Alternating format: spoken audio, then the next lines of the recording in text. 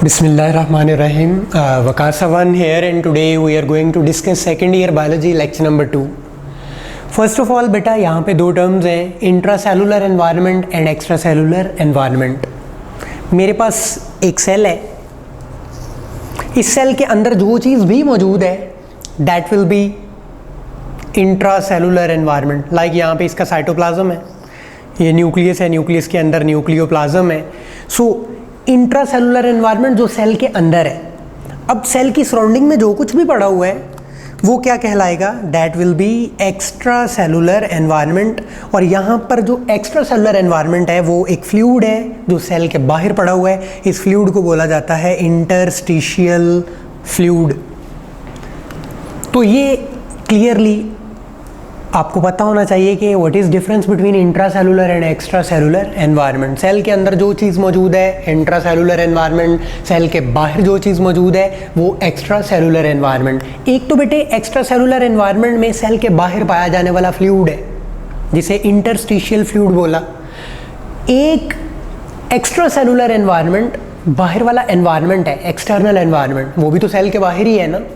For example एक organism unicellular है, like bacterium, amoeba, paramecium, euglena, these are all unicellular organisms. पूरा organism एक ही सेल से बना है, तो उस सेल के बाहर जो कुछ भी मौजूद है वो उसका एक्सटर्नल एनवायरनमेंट है, एक्स्ट्रा सेलुलर एनवायरनमेंट है।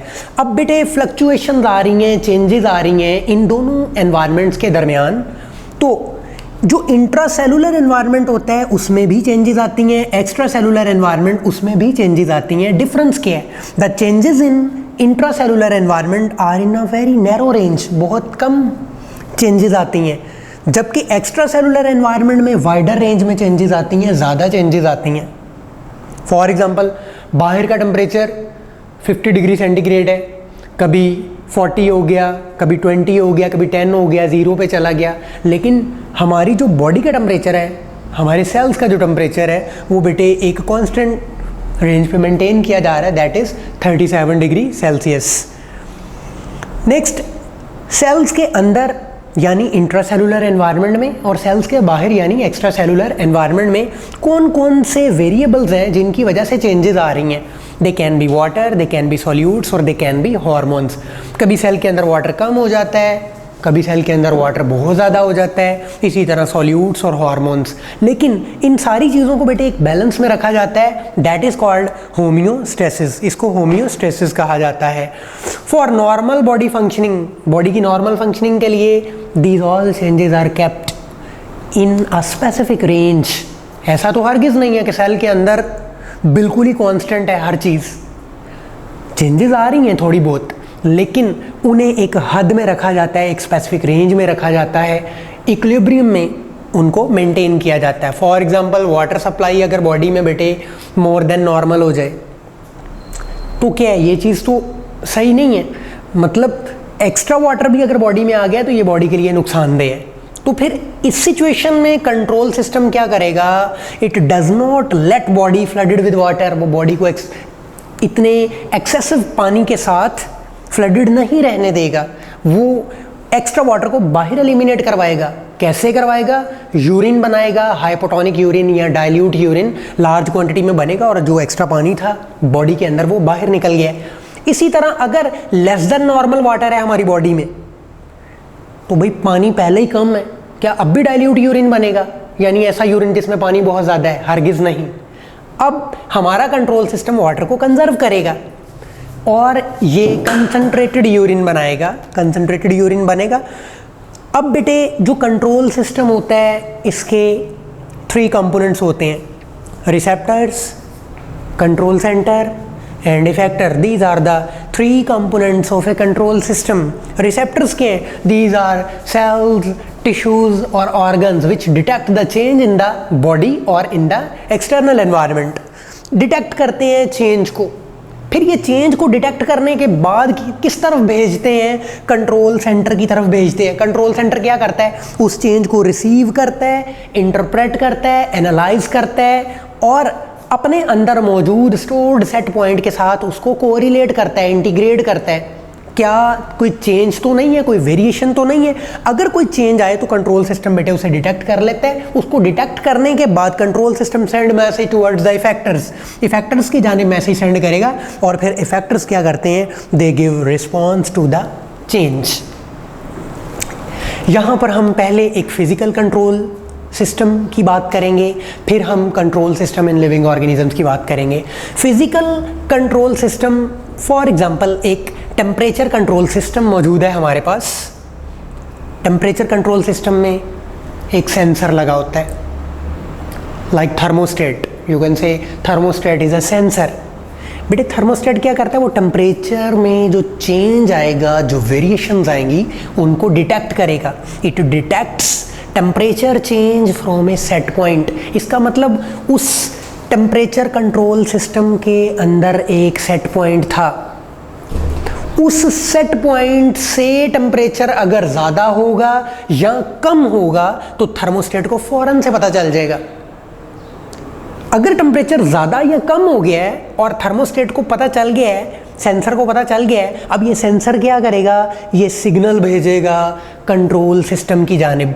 उसी टेम्परेचर कंट्रोल सिस्टम में एक कंट्रोल सिस्टम है जो क्या करेगा, टेम्परेचर को रेगुलेट कर रहा है। फॉर एग्जाम्पल टेम्परेचर बढ़ गया था, अगर टेम्परेचर बढ़ गया था तो कंट्रोल सिस्टम, ये देखिए ना यहाँ मैंने लिखा in case of rise in temperature from set point, कि अगर सेट पॉइंट से टेम्परेचर बढ़ चुका है, अब कंट्रोल सिस्टम क्या करेगा, activates cooling mechanism, cooling mechanism को एक्टिवेट करेगा और टेम्परेचर आहिस्ता आहिस्ता नीचे आना शुरू हो जाएगा और अल्टीमेटली वो सेट पॉइंट के इक्वल हो जाएगा।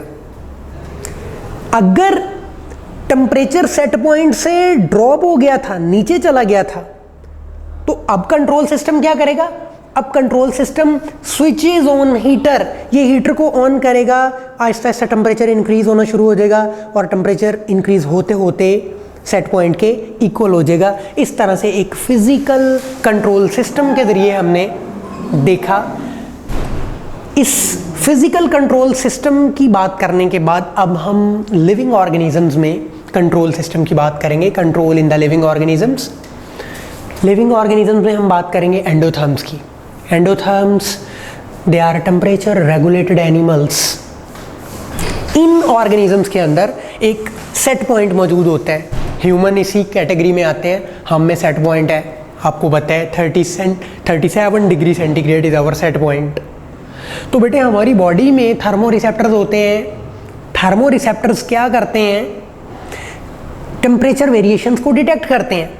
स्किन में मौजूद होते हैं ये thermo receptors, detect temperature variations and then they send message towards the control centre in the brain. Brain में कंट्रोल सेंटर है हाइपोथैलेमस। हाइपोथैलेमस जब भी टेम्परेचर चेंजेस को डिटेक्ट करता है उसके बाद हाइपोथैलेमस आगे मैसेज सेंड करता है इफेक्टर्स की जानिब, जो कि मसल्स और ग्लैंड्स हैं, और फिर इफेक्टर्स उसके अकॉर्डिंगली हमारी बॉडी में रिस्पॉन्स जनरेट करते हैं। तो देखें control in the living organisms, for example हम एंडोथर्म्स की बात करेंगे। इनके अंदर एक सेट पॉइंट होता है, इस सेट पॉइंट से जब भी टेम्परेचर कम या ज़्यादा होगा तो उसे कौन डिटेक्ट करेंगे, रिसेप्टर्स उसको बेटे डिटेक्ट कर लेंगे। ये देखें डिटेक्ट कर रहे हैं टेम्परेचर चेंजेस को, और टेम्परेचर चेंजेस को डिटेक्ट करने के बाद रिसेप्टर्स क्या करेंगे, सिग्नल भेजेंगे। किस तरफ सिग्नल भेजेंगे, कंट्रोल सेंटर की जानिब। फिर कंट्रोल सिस्टम क्या करेगा, वो अकॉर्डिंगली या तो टेम्परेचर को बेटे इंक्रीज कर देगा या डिक्रीज कर देगा। तो इससे हम डिफाइन करेंगे फीडबैक मैकेनिज्म को। What is feedback mechanism, detection of change and signalling for effectors response. के सबसे पहले चेंज को डिटेक्ट करना और फिर उस चेंज को डिटेक्ट करने के बाद फिर सिग्नलिंग करना। जैसा कि रिसेप्टर्स ने डिटेक्ट किया था उसके बाद इन्होंने सिग्नल भेजा था कहाँ, कंट्रोल सेंटर की जानिब। तो detection of change and signalling for effectors response. Response कौन शो करता है, effector. Detection of change, change को डिटेक्ट किया, फिर सिग्नलिंग की, किन की जानिब सिग्नलिंग की, कंट्रोल सिस्टम की जानिब, और फिर कंट्रोल सिस्टम ने आगे फर्दर मैसेज भेजना है इफेक्टर्स को, इफेक्टर्स ने रिस्पॉन्स जनरेट कर देना है। That is feedback mechanism, detection of changes and signalling for effectors response to control system. Example क्या है इसकी बेटे, sweat gland activation for cooling the body after detection of rise in body temperature above the set point, कि अगर आपकी body में temperature set point से ऊपर चला गया, यानी ये सेट पॉइंट है, टेम्परेचर इससे ऊपर जा चुका है, अब टेम्परेचर ऊपर जा चुका है तो दोबारा टेम्परेचर को बेटे नॉर्मलाइज करना है, यानी टेम्परेचर को डिक्रीज करवाया जाएगा। कोई ऐसा सिस्टम हमारी बॉडी के अंदर ऑन होगा जिससे टेम्परेचर डिक्रीज होगा, और वो क्या है? पसीना आना। स्वेट ग्लैंड एक्टिवेट होंगे, पसीना आना शुरू हो जाएगा, अंदर की एक्स्ट्रा हीट बाहर निकल जाएगी, जो टेम्परेचर ऊपर गया था वो दोबारा आहिस्ता आहिस्ता नॉर्मल पे आ गया। इस तरह से that is negative feedback mechanism. Any problem, any question, you can ask me. Thank you and अल्लाह हाफिज़।